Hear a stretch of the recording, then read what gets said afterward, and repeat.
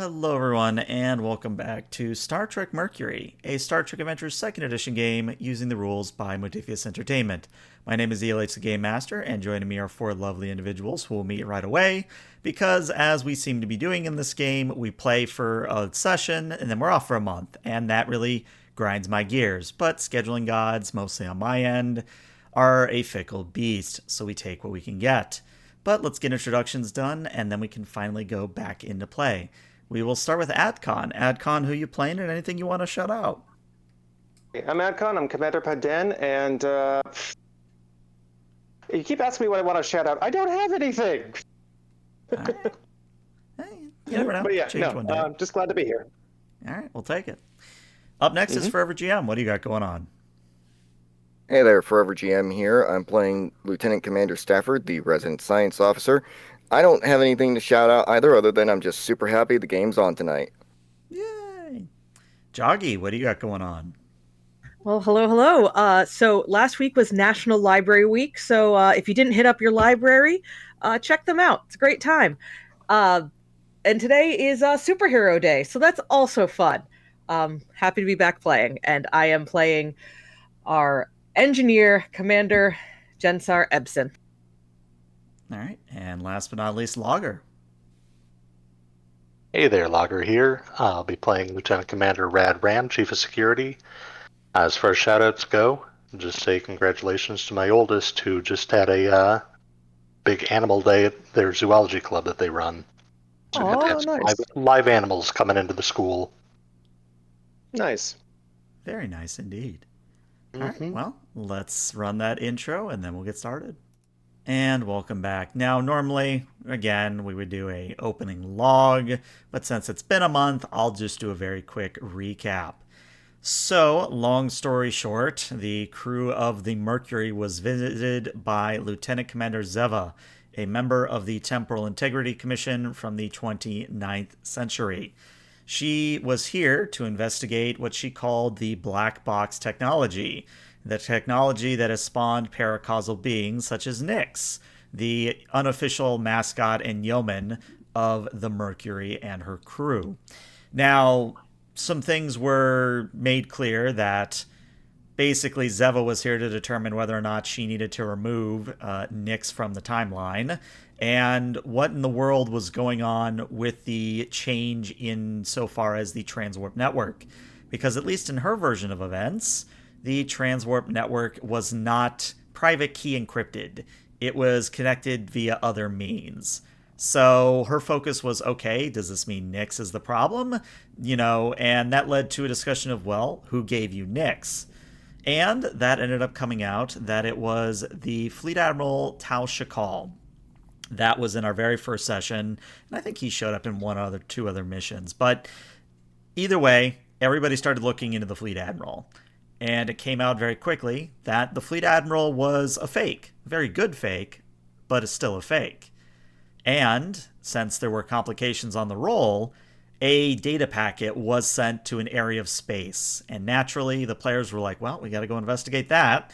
So they transwarped over, and they discovered very well, with I believe it was a 6 or 7 success roll, that they discovered a amalgamation ship of Orion technology, of Breen technology, and even a little bit of Klingon thrown in.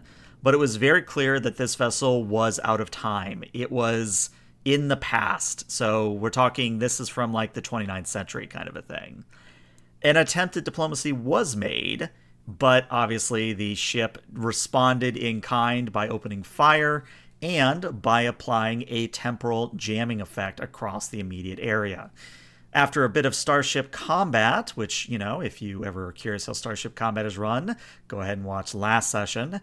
But after a bit of Starship Combat where the amalgamation ship was disabled, the players were assembling an away team to go over and deal with the 20 some odd life signs that are on that amalgamation ship.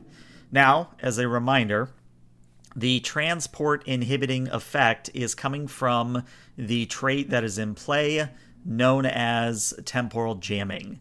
Because temporal jamming is at a 3, no normal transport can occur. So you don't have temporal transporting, you don't have normal transporting. which means the only way you're getting over to the amalgamation vessel is either by flying the shuttle or by docking the Mercury with it proper. And that's my very first question to you all. Which is it going to be? I feel like it's safer to take a shuttle. No, I don't hear any arguments against the shuttle, so... Yeah, shuttle sounds fine. All right. All right. Next question. Who all is going? I think, obviously, Ram is a shoo-in for this, because security. Duh. 100%. Who else is going on this away mission? Because, again, there's 20 potential life signs over there. I'm going to embrace my inner Kirk and go. Okay.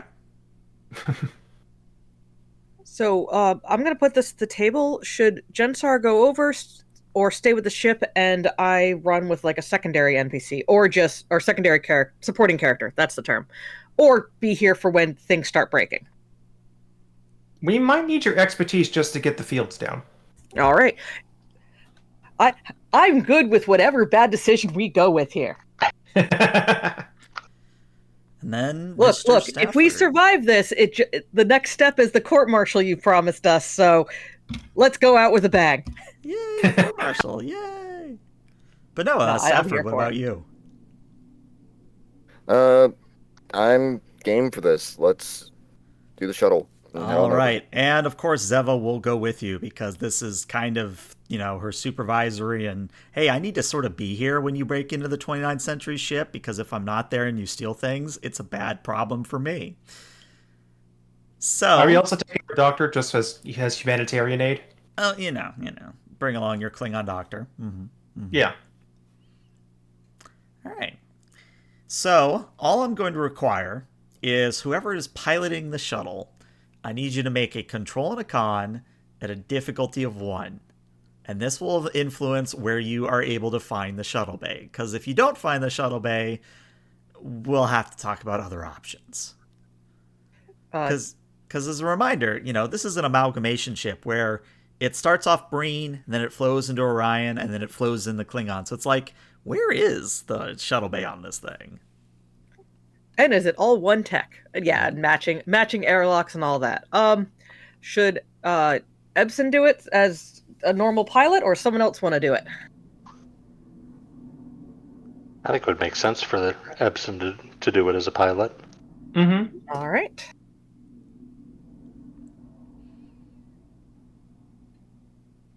And I mean, surely we're not going to have double 20s, right? I mean, surely, not again. Don't call me Shirley. Helm operation for focus? Oh, yeah. So fitting. Or I suppose experimental technology. All right, you said 1 success? All I need is 1, yep. All right. We'll do this one raw. Well, that's 3 successes, which brings you up to 5 momentum. But the chat did just redeem an evil complication, which is going to be fun. So, Ebsen. Chat, come on, chat. Ebsen, I have good news. You are able to find a shuttle bay, and lo and behold, it is open. You don't have to blow it open with phasers. You can just fly right in, and there's a force field. It's fine. Everything's fine. The complication is... It's a trap. The complication, though, is going to be that the moment you get inside and the shuttle touches down and gravity switches over, everything like that, 2 things happen. The lights go out, not in the shuttle, but outside the shuttle, they go out, and you lose communication with the Mercury. We're taking EV suits, right? Oh, that is a given, yes. Oh, yeah. Yeah. But yeah, all you can see outside of the shuttle window is just utter darkness. And as far as the sensors are able to determine, there's just an empty shuttle bay, but there could be anything in there, really. So I suppose can we do and this would probably be one of my compatriots here, do a scan for signs within the bay with the shuttle? So I'm going to say that based on the complication, that is the complication where you do the scan and you're not seeing any life signs. So there could be there, but there also could just be nothing. You just don't know. Wild theory. Fair. Or a wild idea. What if 2 of us go on a spacewalk basically just slip tricorders in to get scans.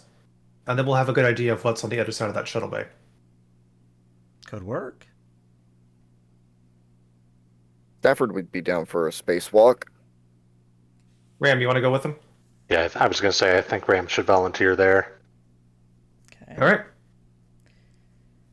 So we'll say that you pop open the back hatch of the shuttle. And you start EVA walking towards the shuttle bay so you can like peek your tricorder around in the whole shebang. I'm just going to require a very basic fitness and con from each of you.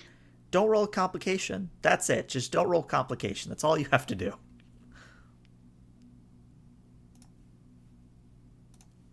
Because I think with that last 3 successes, you're at 5 momentum at the moment. I have nothing that would really work for this as a focus. What's the roll? It is fitness and con. Okay, so we have 2 successes from Stafford. Woohoo. I did not fail. Would infiltration work? Oh, yeah. Okay. And I'm sorry, just to make sure I'm clear, we're doing a regular roll. It's not an assist roll because we're each doing it separately, right? Correct. Okay. Okay, interesting. Ooh. Not a complication. Not a complication, but it still is a failure because you need at least 1 success. But this is You can interesting. have one of mine. You can have one of mine. Well, here's what I'm going to propose is you start spacewalking and you get pretty dang close to the shuttle bay, like peeking around corner. But that's when the gravity plating is going to actually disengage. So Stafford, you obviously thought to maglock your boots. Ram, you did the same. But there's a problem where, Ram, your maglocks are not functioning properly. So you're not like flung off into space. You're just not connected to anything at the moment. Oh boy. That's a huge problem in space. Mm-hmm. Yes. As long as the ship's not moving, you should be good. Stafford will.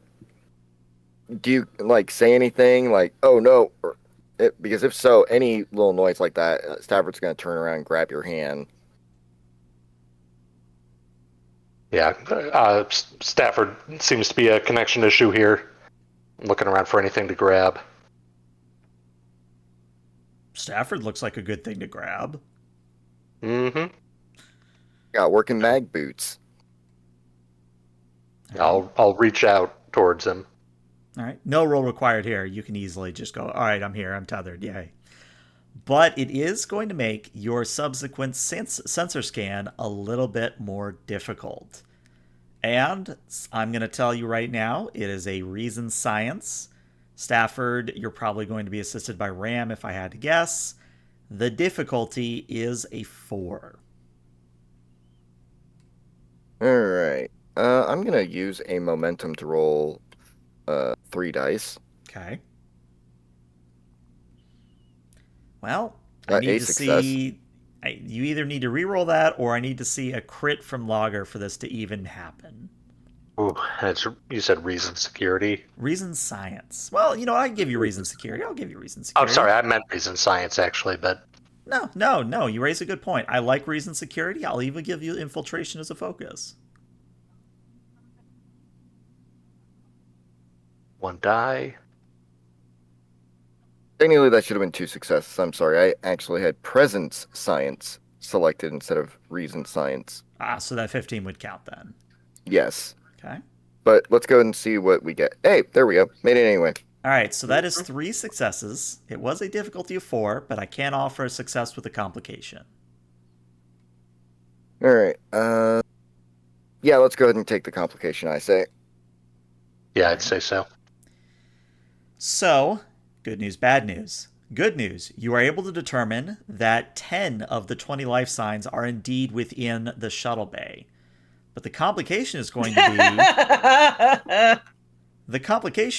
be that you don't think you're looking at a shuttle bay anymore. In fact, you look at your tricorder, you look at each other, you hit your tricorder and you scan again. You're like, oh, that's a thing. Because you're not looking at a Euclidean space. You're looking at a non-Euclidean space where it's bigger on the inside. I called it. So I will admit, I was actually expecting you said about the 20 life signs. I was like, and the other 10 are right there. But this is also funny. And Yes. As Commander Paden comment did in fact say in chat, I'm wondering if the ship is bigger on the inside. I love it. Mm-hmm. Curse you, Escher! Someone should call the doctor. Close tricorder. All right. Want to try making it back to the shuttle? Tell him what's up? Yeah, I'd say so. Something tells me this day's going to make my head hurt. It already is mine. Mm-hmm. Mag boot walk back to the shuttle. All right. I just need another fitness con. Get at least one success. That's all you need. Easier said than done. Apparently. Feel free to use momentum. Stafford. Hmm. Okay. All right. I can roll with this. We can make this work. So here's what happens is Stafford, you're trudging along, Ram's tethered to you, and you're like, oh, this is easy. And then your mag boots fail, and you both start floating off of the plating of the amalgamation ship. But the good news is that Ram's thrusters still work. So Ram, holding on to Stafford like a backpack or something, you are able to use your thrusters to get you back to the shuttle, no problem.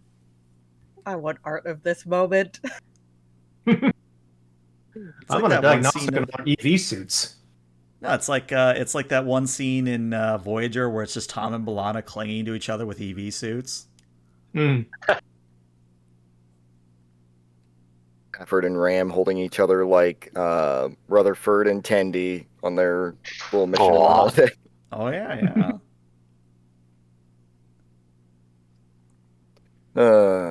But what I will say is, since AdCon has picked up on it, it does appear that there does seem to be something going on with your EV suits that is perhaps a effect of the amalgamation ship.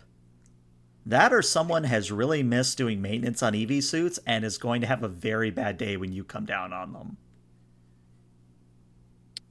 Either way, before we head into that ship, let's do a diagnostic check on all of our suits, just to be sure. That sounds like a check from idea. Mr. Ebsen. Ebsen, Are they within if you range could roll for me to be me able to hear a... Let me see. Let's do a reason engineering for you. Difficulty of 1. And was that Joggy?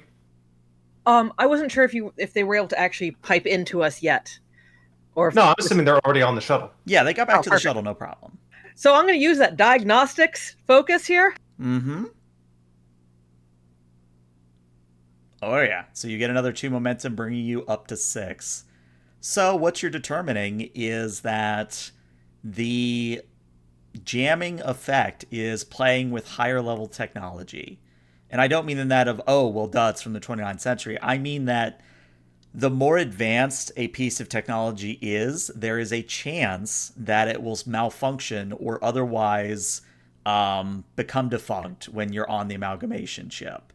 Now, why it was that the boots failed before the tricorder, I leave that to your thinking, but what I'm going to tell you above board is that that's just how the dice fell. But in character, you don't know that.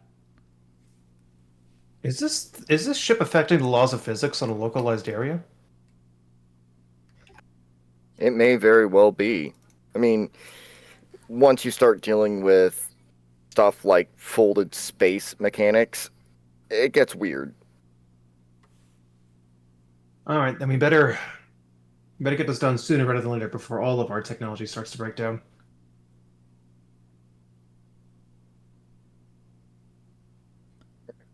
So the question So everyone- becomes, are you taking the shuttle in, or are you all going to spacewalk into it?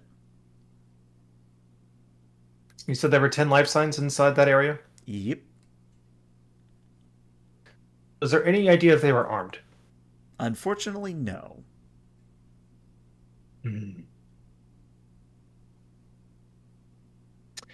It might be safer to try and sneak in.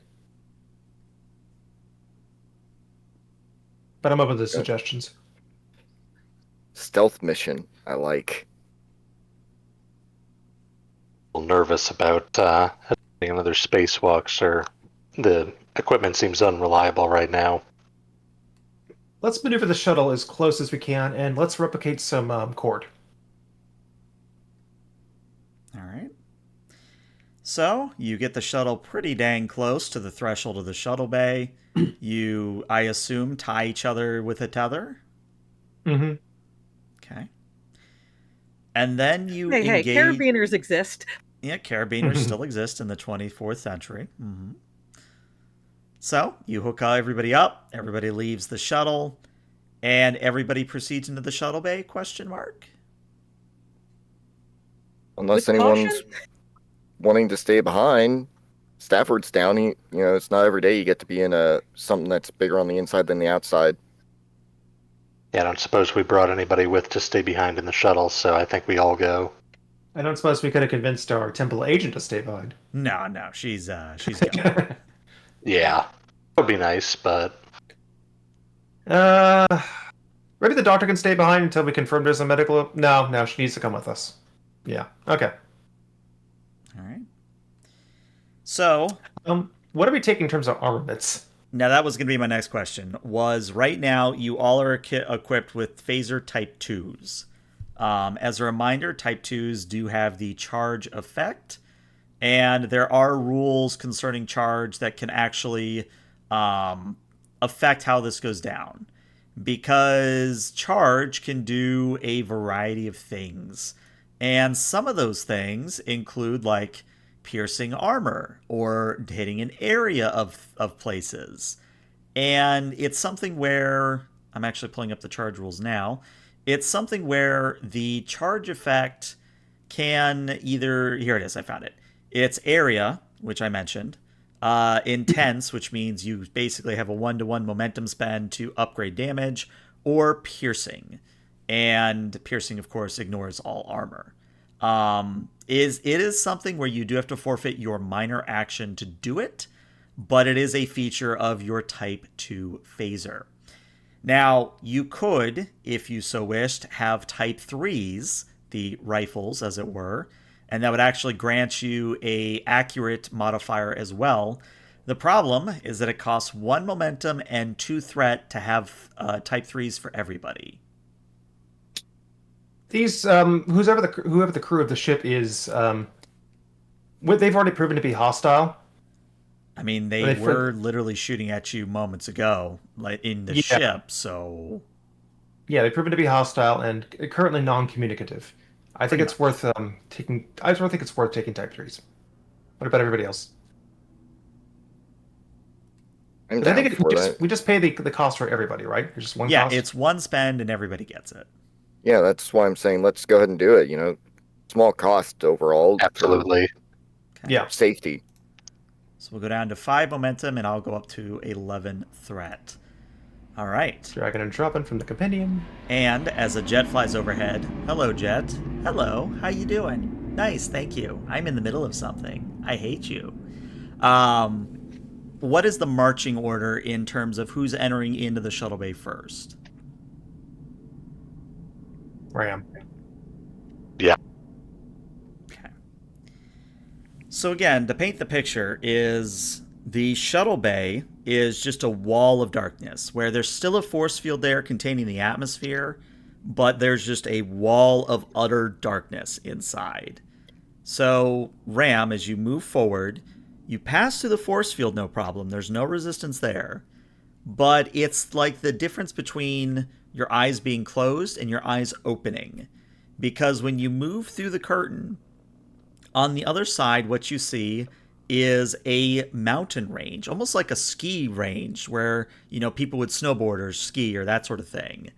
And you're on the low side of the mountain. And above you are various encampments where, like, one encampment higher up has a almost like a machine gun looking thing. There are, in fact, you know what? Let me actually, since we're on Foundry, let me see if I can just draw something real quick. Use that technology. All right, let me see. Give me freeform. Freeform. No, I don't want to drop. There we go. Freehand. All right. So I'm just going to draw on top of the Mercury here, but you're here. Are you going to draw? Why are you not drawing? Oh, because it's in white. Duh. Would help if I made it something other than white. Let's make it red. Blue. Oh, okay. All right, so you're coming in here. You're the X. And then we'll say up here is an encampment. And I'll just write an H here. H. So there's one encampment. And there's another encampment up here. So it basically oscillates back and forth until you get to the very top of the hill. And what I will say is that each of these encampments is its own zone. And then between each encampment is another zone. So if I were to change colors here once again so that you can see the zones. So there's a zone around here, zone around here, zone here. There is one zone here. If I need to change the color, just let me know. But then we have zones there, and this is split. And then you basically have a zone here. So, for example, if you were to go up to the nearest encampment, or try to anyway, you would be looking at a movement of 2 zones. Now, there is no cover where you are currently, but that can change very quickly depending on your actions. But again, as you look up at the 3 encampments on the hill, they've got more firepower than you do, and they are almost about to begin shooting Ram. So you basically have one free action before we slip into combat here. We're surrounded by snow, right? Well, it looks like snow. Whether it's actual snow is another question. It's weird snow. Create a cloud. Obfuscate their vision. Yeah, I was going to see if I could use psychokinesis to do anything fun with that. I love it. Put it in chat so I remind myself what the rule is. Should just have to click the chevron next to the talent and it all. All right, there we go. Here it is. Yes. So I guess the question is: are you attacking them, or are you just making an obscuring cloud? Originally, I was thinking, see if we can move some of their weapons to point at each other. Mm-hmm. Which would basically be the same amount of force as me walking up and moving them. Right. But that feels like violent force, obviously. Well, here's what I'll tell you. Mm-hmm. Is that reading this, what I would say is that in order to affect something at the first interval, the encampment right above you, that would require 2 momentum to affect them. Okay, medium range. Mm-hmm.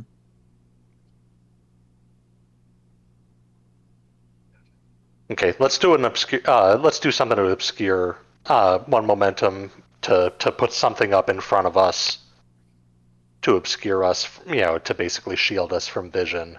Okay. So that's going to cost you 1 momentum, and I'm just going to add a new trait to the scene.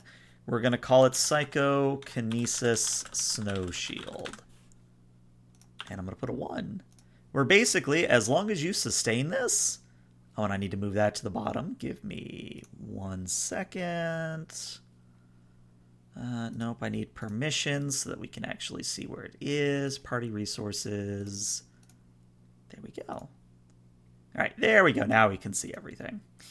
So, what I would say is that Ram, on your turn, if you want to sustain the Psychokinesis Snow Shield, it just costs you 1 momentum every turn you wish to sustain it. And if you don't want to sustain it anymore, you just don't spend the momentum and it drops. But what this trait is going to do is that it is going to increase the difficulty of anyone shooting within the snow shield. So instead of it being a difficulty of 2 for the enemies, it is a difficulty of 3.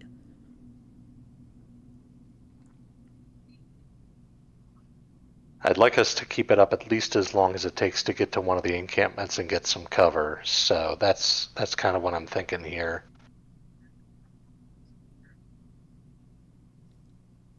But we are going to slip into actual combat now. So since Ram has just gone, the enemy turn, and I think you probably can guess what the enemies are going to do. You. Are we going to get like a little encounter? What I'm going to say is that I am going to give them one additional die with threat because I think it's interesting. Okay, okay, that's a thing. So I'm now going to roll, because there's 6 of you, I'm going to roll a d6. 1 is the commander, 2 is Stafford, 3 is Ebsen, 4 is Ram, 5 is your Klingon doctor, and 6 is Zeva. Well, Ebsen, it seems you are our lucky winner. So, narratively, what ends up happening is Ram, you throw up your hand to create a curtain of snow and psychic energy, and blue beams begin shooting out from the hostile weaponry, the encampments. And for the most part, everybody's able to dodge or get out of the way. Ebsen, however, is going to be struck by one of these blue beams. Now, the good news is that EV suits do provide a little bit of cover, or not cover, they provide a little bit of resistance, but it is still enough that you either take 2 stress damage or you go down, Ebsen. So it's 2 stress or you go down. It's always your choice. I'll take 2 stress for now. Okay. So you take the 2 stress. Your EV suit is blackened up on the front, but you're still standing. Your EV suit is still intact. You still have a contained atmosphere. But it is now the player's turn again. Who would like to go next? If no one objects, I'd like to. All right, what would you like to do? I'd like to compound on Ram's Psychic Cloud. Okay. Although for some reason, the traits just disappeared from me. No, they're at the bottom of the window now. Oh, you could do that. Very interesting. Mm-hmm. But yeah, I'm going to try and inflict some suppressive fire, just so people can get to the first that zone, and hopefully make it even more difficult for our people to get shot. Yeah, I like it. I think there are actual rules for suppressive fire. Let me verify. If not, we can just make one up. No, why would there be suppressing fire? Why would anybody? Why would that be a thing? It's an Octane Cthulhu, but that does mental stress damage. Right. Yeah. All right, so here's what I'll say is we'll treat it like a ranged attack. We'll treat it like control security. And the amount of successes you get on your control security is the additional difficulty it will take for a encampment to shoot at you. Okay. I'm just trying to look up the rules for charge again. Charge does area, intense, or piercing. And that is your minor action to do the charge. Yeah, I'll do minor action charge, and I'll do area. Okay. Which technically then means if you hit with this attack, you actually can stun an entire encampment. We'll find out. Okay, so it's going to be control, commands, and I believe with accurate, is it I get a free reroll, or do I get an extra dice? With accurate, let me verify. I'm pretty sure you get to roll 1d20 if need be. Okay, I'll take that. Never mind if I use momentum for threat. Use a momentum for an extra die. Go ahead. Oh, nope. Small correction. They changed it on me, because of course they did. If you perform the aim minor action before making an attack with this weapon, you may re-roll up to 2d20s rather than only 1. So you would have to take the aim minor action, which you could do if you spend 1 momentum to make an additional minor action. Yeah, I'll do that. Okay. Could add a 3. And, okay, so it might be taking 2 momentum. Don't mind. Epson. Go for it, I say. Okay. Yeah, I'd say go for it. All right. I'm assuming strategy tactics comes into play. Oh, yeah. Fantastic. Da-da-da-da-da. Using focus. 3 die. Come on. We can do this. Baden. This is important. 4 successes. It is a difficulty of 4. in order for the closest encampment to hit you. Now, the other encampments are at a much higher difficulty because they're farther away, but for the moment, you have a chance to charge. Now, I'm just going to remind you, somebody in this party has quick to action. Which I'm going to do right now. All right, who's acting next? Who wants to go next?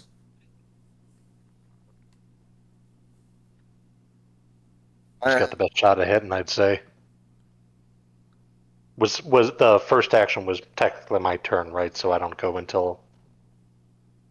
No, I think I'm going to let you move ahead because that was technically out of combat. Okay. But just keep aware that by the end of your turn, if you don't give me at least one momentum to sustain the shield does go down. Sure. All right. I mean, if you're okay with it, I'll take the next. Yeah, but then just basically going, advance! With pleasure. All right. Yeah, I'm gonna see if I can move and shoot. You can. So there's a bit of a tricky thing here where you do have to deal with a bit of terrain issue. Now, again, they changed it. Before it was an actual roll you had to do. Now it is a momentum spend to move through difficult terrain. So since this is literally a ski slope in terms of design, I'm going to say it costs 1 momentum for every zone you move. So if you want to get to right up in their faces into the encampment zone, that's 2 momentum. But it doesn't use your action, so you can spend that 2 momentum and then do something in that zone. I mean, it's 6 in one, half in the other, right? I'm either going to be spending the momentum on keeping the snow shield up until we can get to that cover, or using it now to get to the cover and not need the shield. Mm-hmm. It might be time to give some threat. Yeah.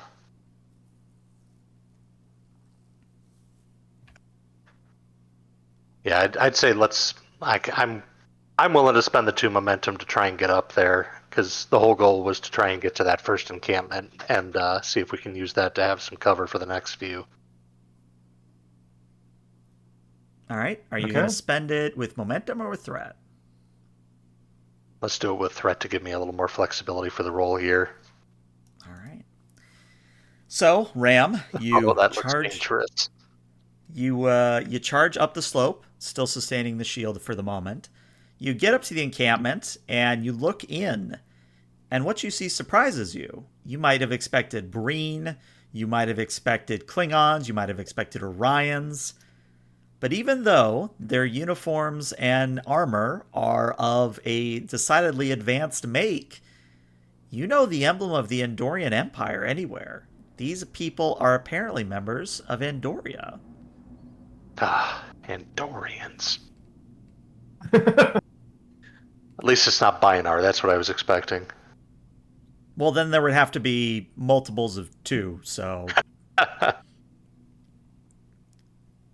was just thinking, what's the least threatening thing that we could find?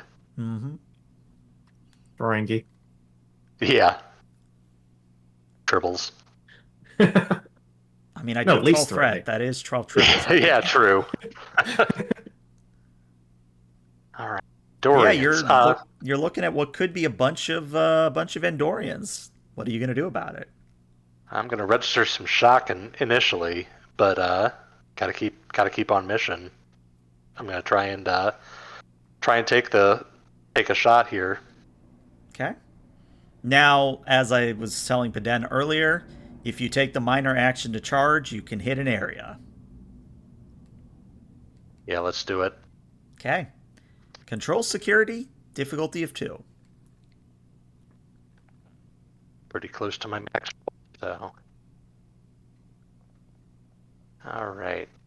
I'd like to take 1 momentum, if everyone's okay with that. Mm-hmm. Yep. Mm-hmm. Do it. And I'd say I certainly have a focus, yeah. Focus here.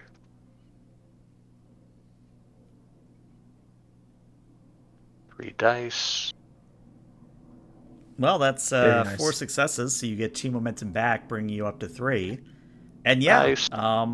Ram, unless you tell me otherwise, you pull out your Type 3 and stun all the Andorians that are in this encampment, therefore freeing it up for you to not only get your fellows into this encampment and into cover, but also you have that shiny machine gun looking weapon that you could repurpose. Stun for sure, and yes, absolutely repurposing. All right. Do they have any grenades? Yeah, we'll say that some of them are wearing bandoliers with grenades on them.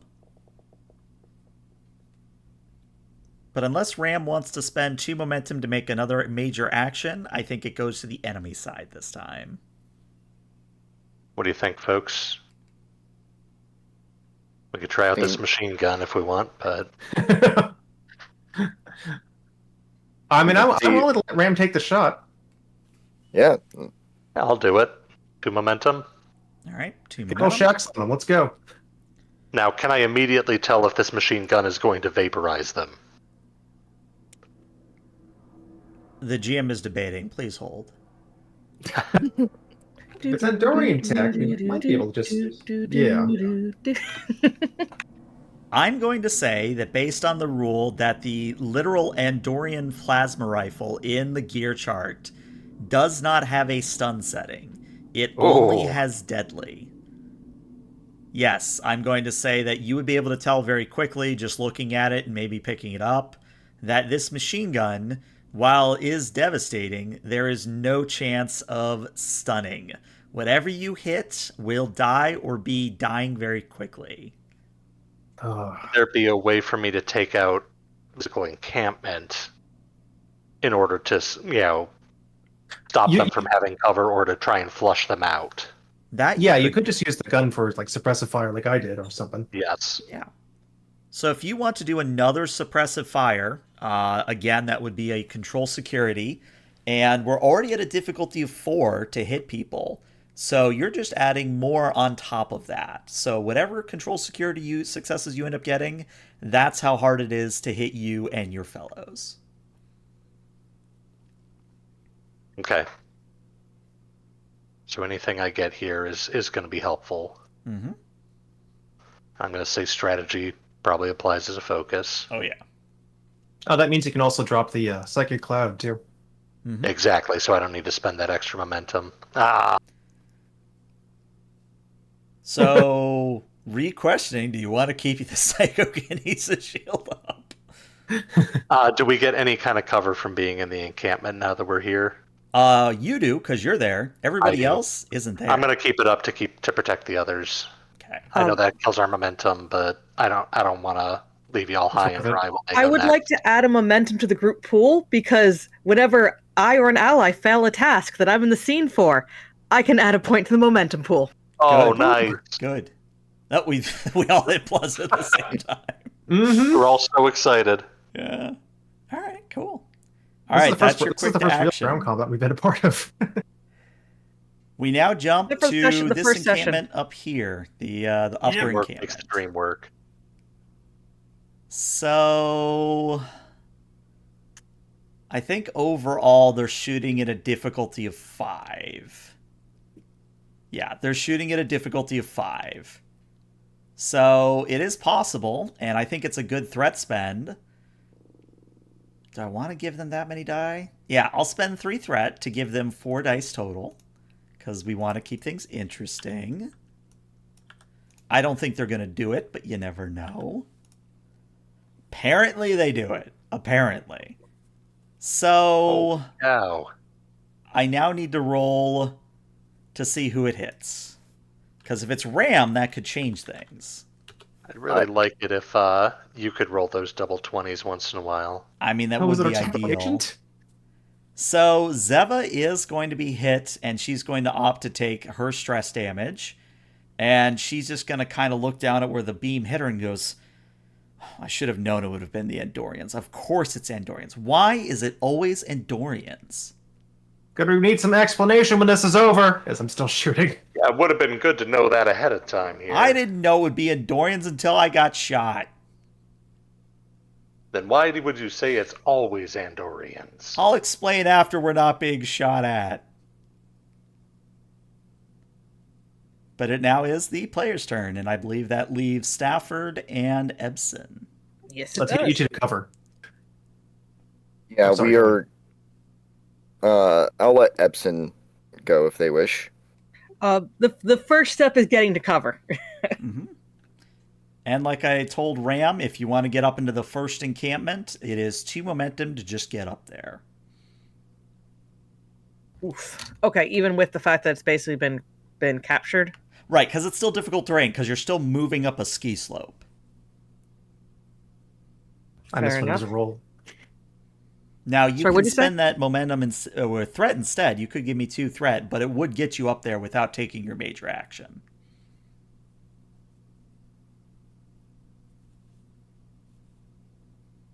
Sorry, I'm pondering whether I just commit fully to getting up there because they have been shot, and if that would make sense as a reflection, or if I should pay the piper. Yeah, heck it. I guess take the 2 threat. Okay. I'll get up there. All right, you are now next to Ram. You see the very nice Andorian machine gun-like laser. How do you feel about this revelation? Very curious about how it works and possibly about taking it apart. Definitely not an expert in it.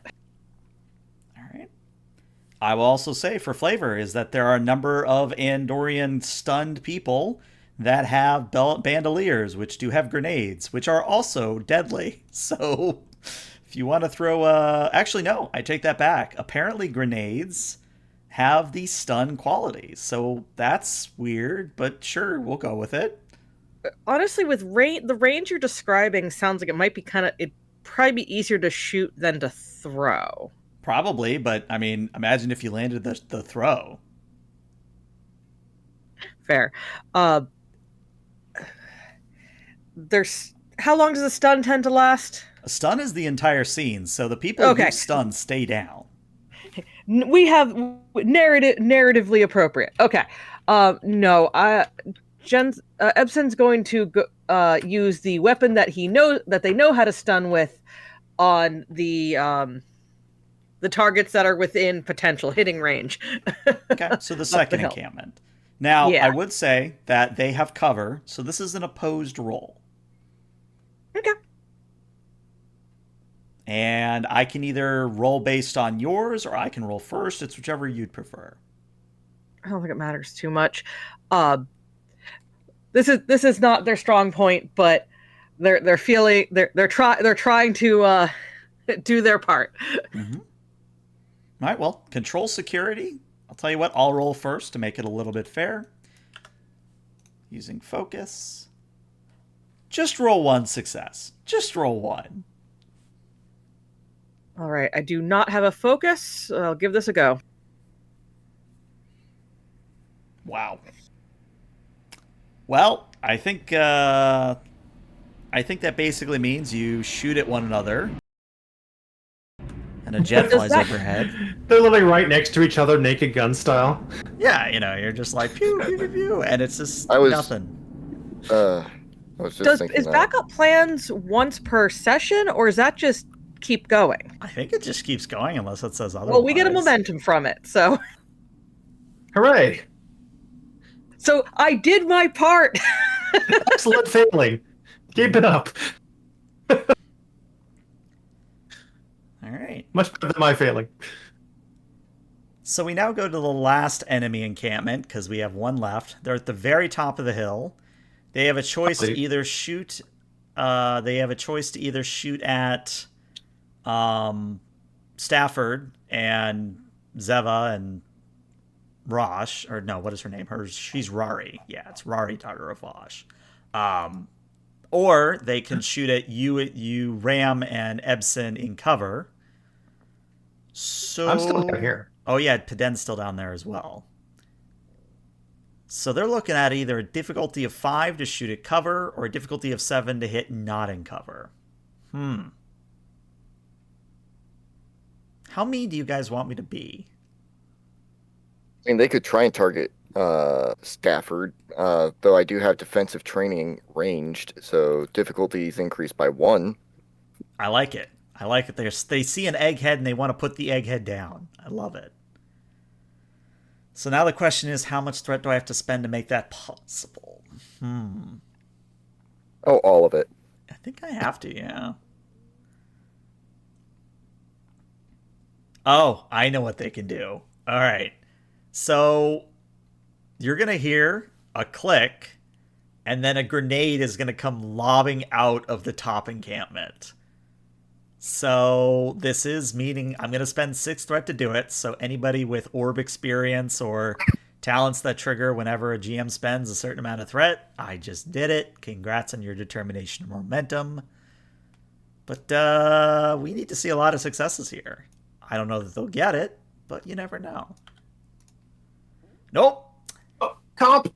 Nope, that is a comp. So what's going to happen is the grenade is actually going to go off mark, where instead of making it to the bottom of the hill, there is actually wind in this space. So it's actually like a full ski slope where it's like there's wind, there's snow, it feels very real. But the grenade, based on that complication, is going to be blown by the wind into the second encampment. And you hear the screams of Andorians as they are about to be blown up. The grenade goes off, and Andorian bodies go tumbling down the hill. Was one of them a hero and took the hit? Oh, yeah, yeah. One guy stayed behind. Like, jumped on it. Yeah. So you've dealt with the second encampment now. Congratulations. I didn't even try. Now, right. I think that leaves Stafford, Rari, and Zeva, if I remember correctly. Yes, I think that's all 3 of you. Sounds about right. Mm-hmm. I don't get to go until next round. Mm-hmm. Stafford's just gonna try and get himself up into the encampment. Okay. And again, 2 momentum or 2 threat. We'll go with threat. Okay. And once I'm there, so it's just the top encampment now. Yes. Correct. All right. I'm not very good with this type of phaser because it's not a hand phaser, so I don't get a focus. But I'm gonna try and do some suppress. I'd say it still applies. Oh, okay. Yeah. Well, I was thinking of doing some suppressive fire as well. Okay. All right. So would that be daring? I would say either daring or control plus security. All right. Using focus. I'm just gonna roll. I'm not gonna burn any of our momentum. I'm just trying to help out everyone. Use it. All right. Yeah, you suppressive fire the top one, and you're doing a good job about it. Here's the egghead with a gun. Better watch out. So I'm not going to charge you guys momentum or threat for the NPCs to move up. The NPCs will move up, and they will join you in suppressive fire. I'm just going to say they auto-succeed at least once, so the total difficulty to hit you all is a difficulty of 4 as we move into the next round. Now, since the players acted first in the first round, the enemies go first in the second. And they are, of course, going to attempt to throw another grenade. I'm just going to spend 1 threat this time, just to keep things a little spicy. But they need to roll 4 successes here. They've only achieved 1, so the grenade misses the encampment completely, rolls down the hill, detonates no problem. Which now means it's the player's turn. Hey, do you mind if I go first so I can get up there? Go for it. Absolutely do it. Okay, take 2 threat. Okay. I'm up there. Let's see. Do we know how many people are in that last encampment? The remaining 4 that are the life signs you picked out earlier. So you've taken out 6 Andorians so far. Okay. What's the rule for throwing a grenade? What's the? It's still a control security. Okay, I'm going to grab a grenade from one of the fallen Andorians and chuck it. All right, well, control security, difficulty of 2. Parisi square. Actually, no. I'm gonna like get ready to chuck, and then I'm gonna hit it with my rifle because I'm Parisi. I play Parisi squares. This is a choice which I approve. Okay, control security. You don't mind if I let's see.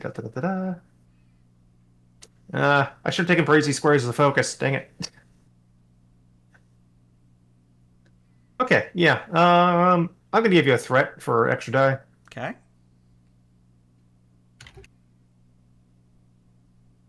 Okay, don't have a focus. Do I want to use my determination for this? I kind of do. I kind of do. Yeah, let's do it. Spend the determination. All right, mark the value in question off for advancement purposes. But that means you start with 2 free successes. That one, that value. Lead from the front. All right. But yeah, make sure you check using determination value in the roller. Yes, indeed. 4 successes, meaning you get 2 momentum. I click it on, I toss it up, and just with reversing the phaser rifle, just... Yeah. So it goes flying up with a good whack, lands in the encampment, detonates, and much like the second one, a few Andorians spill over the side, while 2 others remain slumped, stunned within the encampment. But that is effectively out of combat. You can now move freely about the slopes. Confirmed, they're all stunned? Asking the crew. And I think Rari, I hope so. Your Dr. Rari goes over to an Andorian and kicks them. Yes, I can confirm they're all stunned. Thank you, Doctor. Okay, I think it's time for some explanations. Zeva sighs as she leans down to inspect one of the Andorians. Yep, should have figured it would have been them. So, quick and dirty version of events, as much as I'm able to share. At some point in your future, Andoria stops deciding to be a member of the Federation. It's a whole thing. They enter into the Cold War in a various faction. They're not on good terms with the Federation in my era. So, Andorians.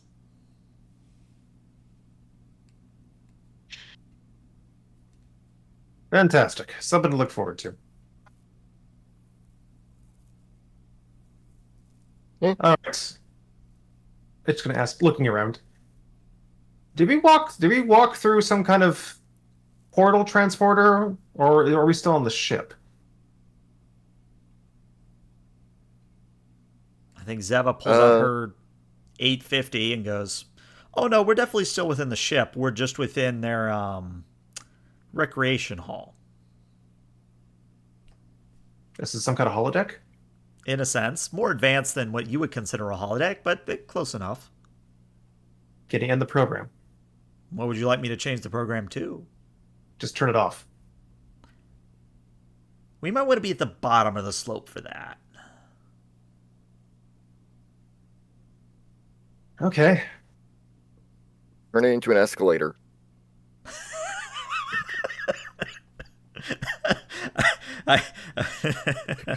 I think she does. I think she pushes the button. And yeah, the ski slopes go from windy snow to just almost like a backroom style escalator. It just goes on and on and on. But it's now just one big escalator. Okay. All right, everybody, salvage what you can. Take what's useful. Epson, Stafford, can one of you try to hack into their systems? At least can we get their comms? Give it a try. I'll assist Epson if I can. You can. I assume there's a securing of the prisoners of the Andorians happening too. Yeah, I'd like to make sure that they're, since we're not sure how long it's going to be until they wake up. Hey, we brought cord. You did. Yep.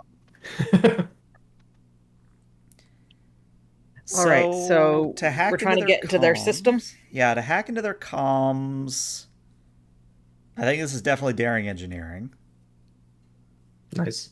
I think, given that they're 29th century, it is a difficulty of 4. I don't suppose this counts as experimental tech. Unfortunately, no. This is future tech. Hey, it was worth a stab. Ooh, Stafford, do you have that ability to let you grant your focus to other people and talent? Not seeing it. I'm actually looking at what was it? I just had it right there. Walking encyclopedia of using 2 momentum to give myself a temporary focus for the remainder of the session. Does increase my complication range though. Could be handy, especially for dealing with future Endorian technology. Are y'all okay if I use the momentum on this? Well, I can only use 1. Sounds good to me. Well, you could use 2 and then you use the last one for threat. Yeah. Yeah, do that. Because I need 4 successes? Yep. All right, 1 threat, 2 momentum. Okay. Go for it. Wait, 2 momentum? Because it's 3 dice. For 3 dice? 4 1 dice. for No, 2 4 dice, momentum. 3 meta currency. Okay, so we still get 1 then. I was buying 2 more dice. Stafford's assisting, so as soon as you make your roll, I'll make mine. Yeah.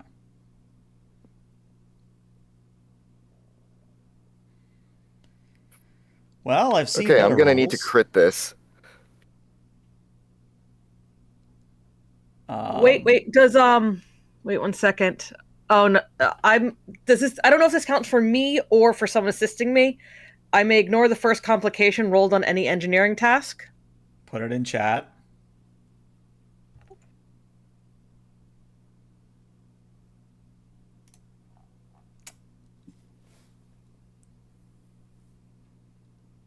I will accept a ruling that it does not apply to an assist, but I had to ask. No, actually, I'm inclined to say yes, and here's why. Is because of the second line there, that when you make something, the character that uses it may ignore it. So I'm going to say that you can ignore it on an assist because it doesn't say any you roll on any engineering task. It says just the first complication rolled. So I think we ignore the complication. All right. It's still a failure, but it's not a complicated failure. Does give you momentum, though. Yep. So Such what a I'm going to handy say talent. is you attempt to hack into their comm system, into their computer network, and it is just too advanced. Like, you're looking at a comm system, you're looking at a computer interface, but this is like giving an iPad to a caveman. Like, sure, given the amount of time, the caveman might figure out how to use the iPad, but you're that caveman right now.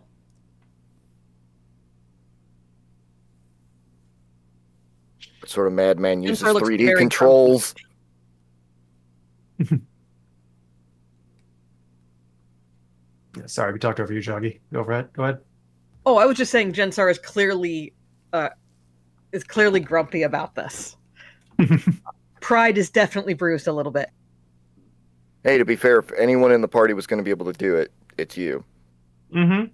I mean, if it really matters, you have your determination. I don't think we're at the force it with determination stage. Because this would be an aid. This isn't. We're still doing this from basically an entrance bay. We still haven't really taken the ship over. Right. Fair enough. Although we just reduced their numbers by quite a bit. By half, Yes. even. Yeah. All right. So, And our agent attempt. Unless you want to hop off the elevator or the escalator, you continue to ride the escalator up, up, up, and eventually it dumps you out into what is basically the equivalent of a holodeck arch. And the doors are already open. And again, there's just inky darkness beyond. Now, your flashlights do go through on your EV suits. They do go through the darkness. But it does appear that the damage you wrought to this vessel is more evident on the inside now, where you're seeing places where Force fields flicker to hold in the atmosphere. You literally see space outside.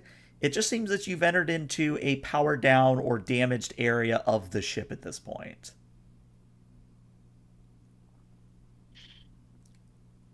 We did quite a bit to them, didn't we?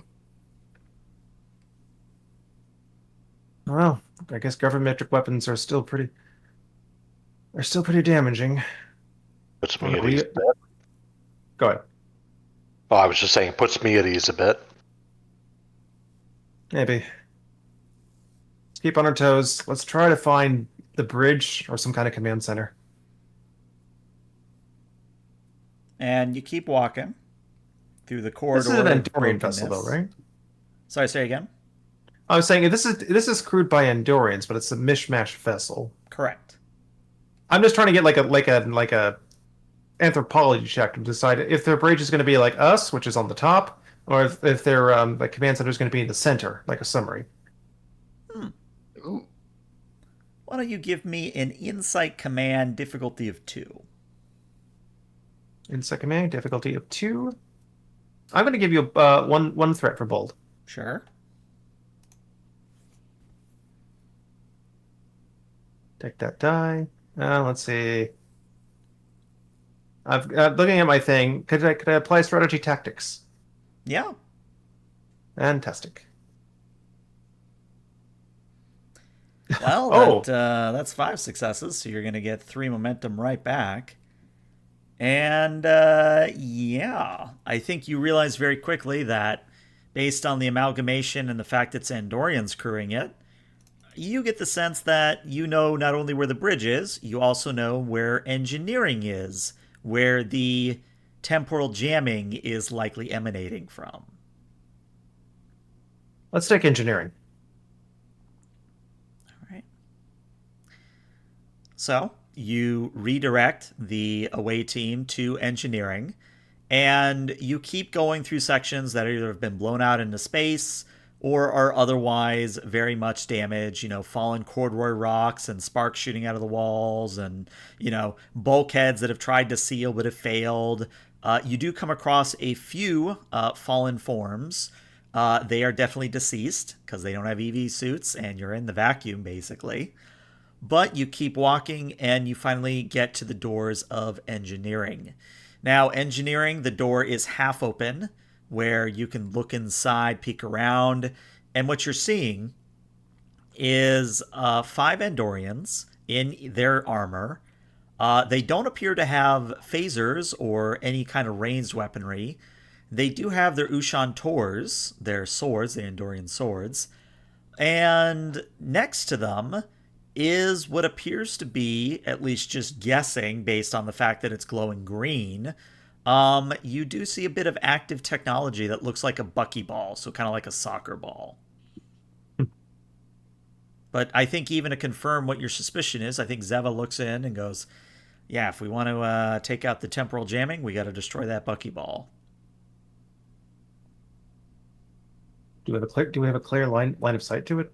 You do. It's just a little bit difficult to hit it between the door. Because remember, the door is like partially open at the moment. It might be useful to take. Oh, go ahead. Is destroying it? Is forcibly destroying it going to cause a large explosion? Well, not if you regulate your phasers to be the appropriate frequency. Oh, right. I'm not dealing with my people. I'm dealing with downstream. Yeah. You're going to want to figure out the temporal variance of the thing before you shoot it. Right. Let's turn it off. Rather than shooting it. Want to convince them to stand down? How many threats are we looking at? 5. It's 5 of them, 6 of us. We can't overwhelm them. And they're in a defensible position. Is the stun grenade going to affect the temporal jammer? If you roll a complication. So I'm not going to roll it, obviously.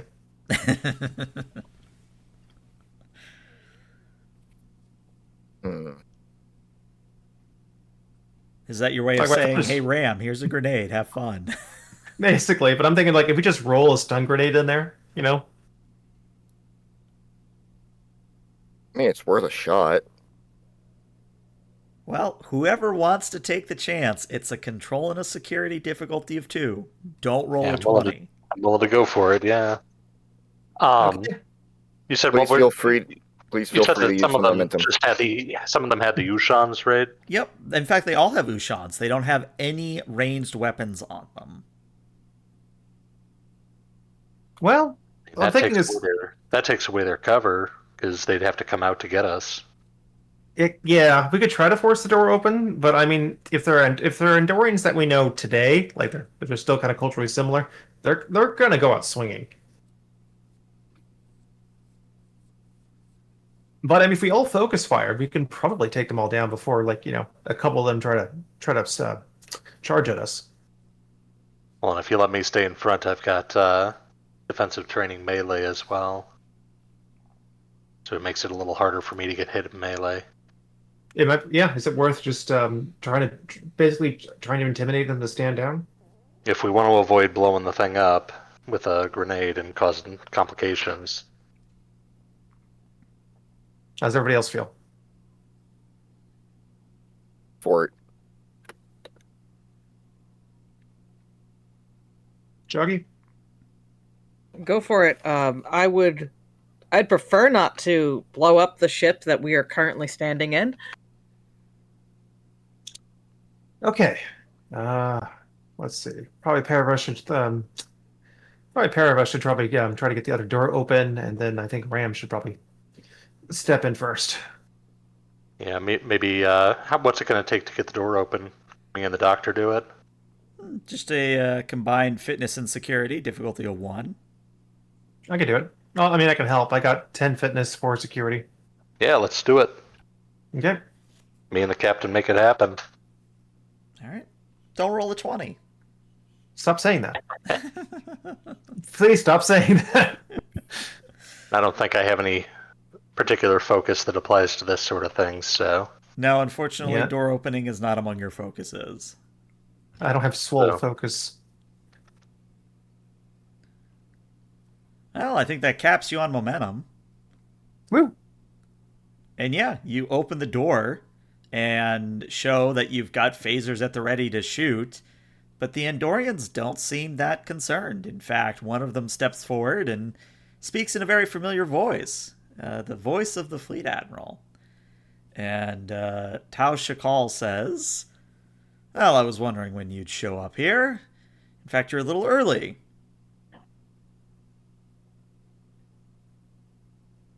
You see, you start off saying that you were expecting us to get here at some point, and then you say we're early. Are you surprised or not? Well, the important thing is that you are here, and you've already brought my exit ship with you. You mean our Like ship? that's happening. No, you mean my ship. Huh. That's funny you think that, because I'm willing to bet you never purged the command codes I snuck in there.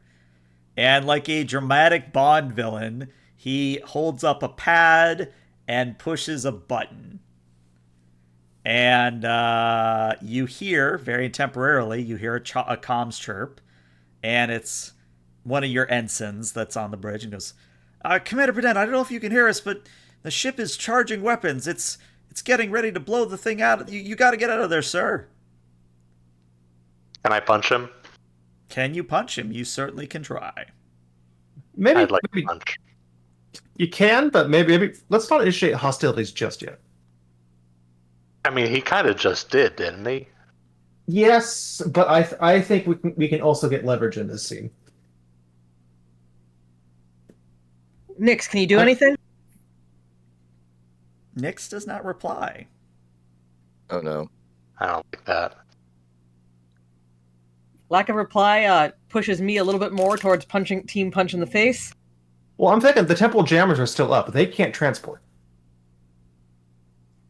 If they want to go anywhere, that temporal jammer has to turn off. And so I think what Padem would like to do is point his phaser at the temporal jammer. Okay. Go for it. Yeah.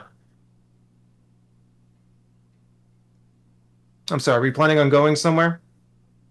Oh, that's cute, Zeva. You didn't tell them that somebody who knows the frequency of the jammer can transport no problem? Zeva rolls her eyes and says, yes, that is correct, unfortunately. They can beam wherever they want, and unless we know the frequency of the jammer, we can't. We can blow it up before you transport, though. Yes, but I was very meticulous when I was designing the Mercury. Oh, those gravimetric weapons that you loved blowing this ship to shreds with. Oh, I'm willing to bet they'll make short work of you as well. Look, Commander, I should perhaps leave this in your hands, because all I'm hearing is we're gonna die or we all die, and there seems to be one answer for this. Yep, screw it, we're shooting him. Blast him. Yep. All right, to be clear, you're shooting Tal Shakal, not the Buckyball. To be clear, yes. Yes. Okay. Control security difficulty of 2. Go for it, Ram.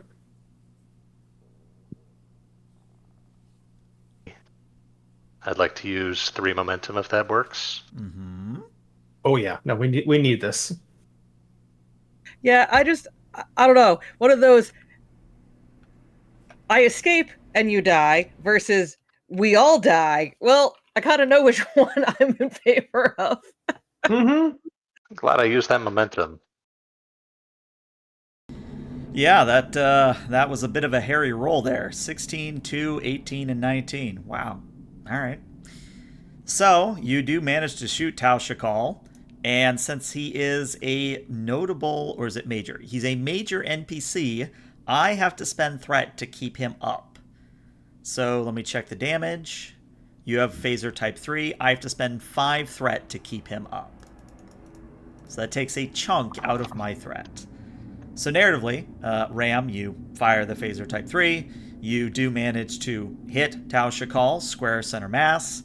But just at the last moment, a personal force field does burn out in the process, but a personal force field does dissipate the energy of the shot.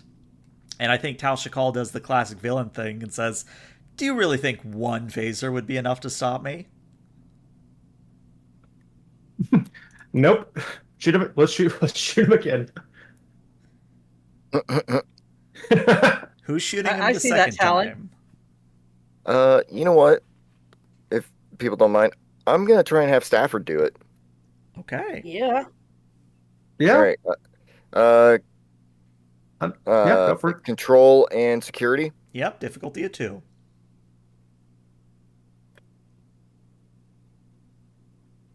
We've got momentum. Since We you do. said my hand phaser's focus can be used in this, Yep. I'm gonna Yes. burn momentum. Yes. Gonna use it all up, and I'm gonna blast him. Well, you get 2 momentum right yes. back. And again, I have to spend threat to keep him up. It is still 5. I blow another 5 threat. Very low threat game. And yeah, a second force field. And he goes, all right, let's calm down. Surely you can't shoot a third phaser. Anyone want to spend their momentum to get another direct action, or spend their determination? You know Actually, what? Yeah, do If it. anything, because this is actually kind of funny. Yeah, this is amazing. All right, so Love I it. spend a determination and I use a value, or just spend the determination? How does this You work? still tap the value for advancement purposes. All right, so sometimes you have to make your own solution. Sure. Well, it's that I'm like, this isn't good leaders get their hands dirty. It could be if it breaks, you can always fix it. All right, it's control daring. You said Control security. Control Difficulty security. of 2. not a great roll for me. So I'm using my determination. Well, the determination Sure. is to do this in the first place. Right. Yeah. Yes. So it Yeah, doesn't not adding actually to the affect roll. your And then roll. I think I'd like to use some momentum. Yeah, Go for it. I would recommend using momentum and a threat. Yeah, that's what I was going for. Give you a threat, and I use the 2 momentum, so I get 2 more dice. Mm-hmm.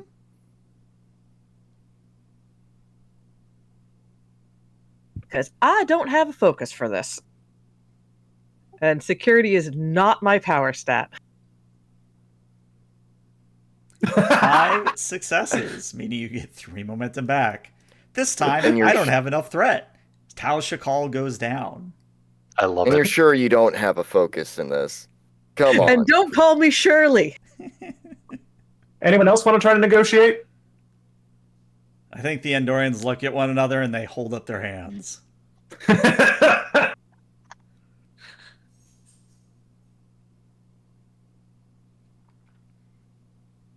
All right. Well, have them drop their weapons, kick them over, and then back away into another room. Yeah, we'll put them in like a supply closet in engineering. You put the Andorians in the closet. Very good. Can we get the control unit?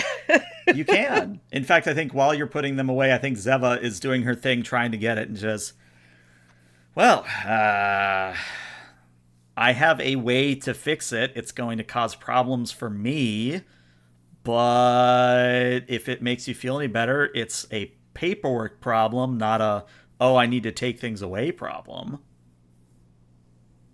Good. Glad to hear it. Now, I just have to qualify that if I push this button, what you see happen, you have to never tell anyone about, ever. We can For turn Starfleet. around. We can close your eyes if it makes you feel better. No, I know you're going to look anyway. Yeah, we would. All right. Well, she pushes the button, and 2 things happen. The first is that the temporal jamming instantly just poof, gone. It's donezo. And as a result, what ends up happening is you all once again establish communication with the Mercury. They are frantically trying to tell you that they're trying to reroute systems, that they're trying to stop the weapons lock. But right as you think, oh Just no, deactivate it. yeah, right as you think, oh no, we're about to get shot at by our own ship, a temporal aperture opens up nearby the Mercury. And coming out is the U.S.S. Tidor. It is a premonition class. So imagine a sovereign class with a third nacelle coming out of the saucer. If you want a picture, I'll find one for you later. I love the premonition class. But No, the that's premonition relativity. class comes out of the aperture and immediately locks a tractor beam on the Mercury. And moments after that, you actually get a hail from the Tidor. And the message says, "This is Admiral Enteka to Lieutenant Commander Zeva. Zeva, why are we here? Why are we breaking the Temporal Prime Directive? And, the fuck?" And I think Zeva just sort of shrugs her shoulders and goes, "Well, Admiral, I think I'm able to give you a report at least on the Mercury problem. But long story short, we have more Andorians than we thought we had at the beginning of this whole debacle." And I think there's a pause, and then the Admiral says, "Okay, how about we meet on their ship, and you can do the explaining after you've debriefed me." And then the comm cuts out, and Zeva looks at the 4 of you and goes, "Well, I'm about to get my ass reamed, but after I've done the debrief, I'll come explain what the hell just happened." I'm That'll gonna be look over appreciated. at I'm gonna look over at the commander and go, I think that's a real admiral this time. Well, we can never be too sure, can we? And I'd look down at the guy we just shot 3 times. Mm-hmm. He's muttering under the breath, "Surely, sure to not a 4th time." I'll kick him in the ribs a little bit. Oh, He twitched. 5th time. Oh, he's awake. Shoot him. Surely not a 5th time. Just imagine you guys like kicking him over and over again. We're not that No, mean. we have an engineer here. There's duct tape. It's fine. We'll have the Klingon doctor sit on him. There you go. Yeah, I'm gonna grab his pad and just flip the on switch back to off. All right. So we skip ahead a little bit.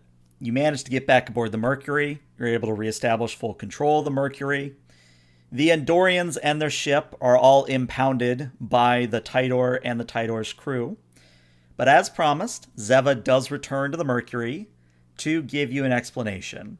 Now, you can tell that she's basically been yelled at for the past 2 hours, which, that's her problem, not yours. But as you all come into the conference room and Zeva's there, Zeva sighs and says, all right, so the Admiral and I have had a lengthy discussion about this. And we're of the mindset, or rather, she's of the mindset, since she's the one making this call. She's of the mindset that since the transwarp network was already a thing, just the small details about the transwarp network have changed, we're inclined to let you keep Nyx unless for some reason you wish us to take Nyx away. Now, there is a caveat to that you do consent to allow us to check in on you every once in a while, just to make sure that no further paracausal entities have emerged, and that Nyx isn't basically presenting a paracausal threat to the sanctity of the timeline. But at the moment, we think that she is actually a controlled entity.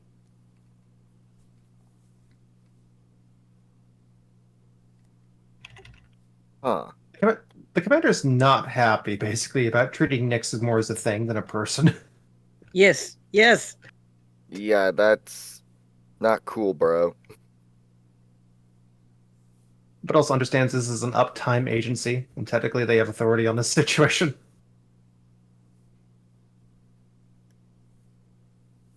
I'm not happy with it, just to let you know.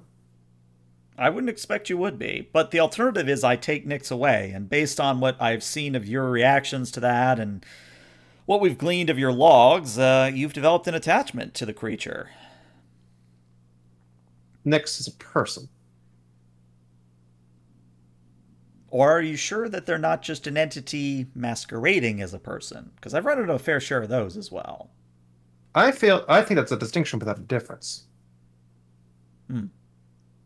Well, like I said, we'll be checking in every once in a while. And if that ever changes, you'll know, because we'll be there. Fine, but perhaps rather than you having to come here in person, you can liaison with your current counterparts. I guess that just depends on how the other paracausal entities are, because this one, I've dealt with sanctuary stations, I've dealt with yours now. Now I have 4 more to deal with, because apparently it's my problem. We had 6 cameloids, 6 temporal agencies that can go, hey, let's send this over. And she starts rambling about nonsense that makes no sense to you. I was just a friend of the department, but sure. Sorry, got a bit carried away there. High stress environment, got yelled at an admiral for the past 2 hours. Who hasn't? Yeah. Well, like I said earlier, make sure your crew doesn't put the Tidor in your logs. This incident was I don't care how you define it, but don't mention us. Don't mention the Temporal Integrity Commission. Don't tell anyone else about Nyx's paracausalness. I mean, she can still be a member of your crew. Just don't tell everybody she's a paracausal entity. I think that's it. Any other questions? I don't have to fill out any paperwork, do I? I already filled it out for you. Stafford Are there gonna... Ugh. Sorry, go. No, Stafford's just like, thank you. Thank you. And just immediately leaves the room. Are there going to be any complications about the fake admiral? Well, we're doing our best to research where he originated from, but if he is from Uptime, like we all suspect he is, it's very easy to reflow events. If someone asks, we shrug. Exactly.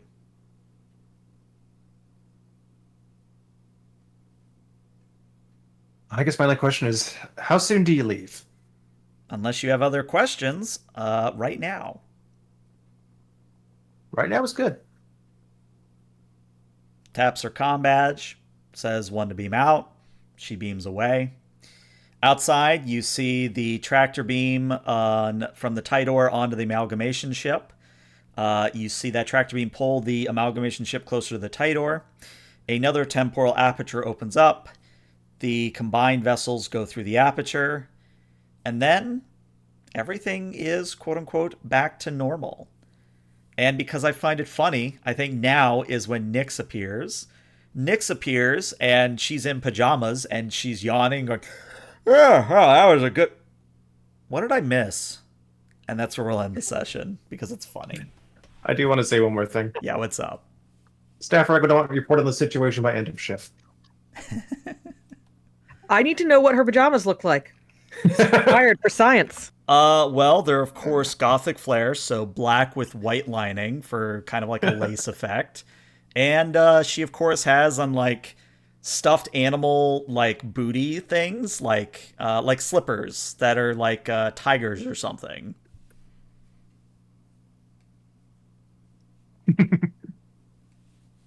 But yeah.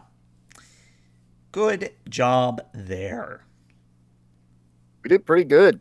Mm-hmm. Hardly any complications this go around. Whole May lot that of hold failure. true in the A future. whole lot of failed rolls, but none failed catastrophically. Mm-hmm. I don't think I rolled a single complication, which is unlike me. Well, now you've jinxed it. Yeah, probably. All That next decisive session. leadership was clutch. Yes. This is how we do things in the 24th century, baby. Plus, who can say that you didn't shoot somebody 3 times before they could continue to monologue? I mean, that's a thing. Yeah, come on, he was monologuing. What do you expect? All right. Well, Twitch, stick around because we're going to raid somebody, but YouTube, we'll see you later. Bye-bye, YouTube. Bye, YouTube. Bye, YouTube.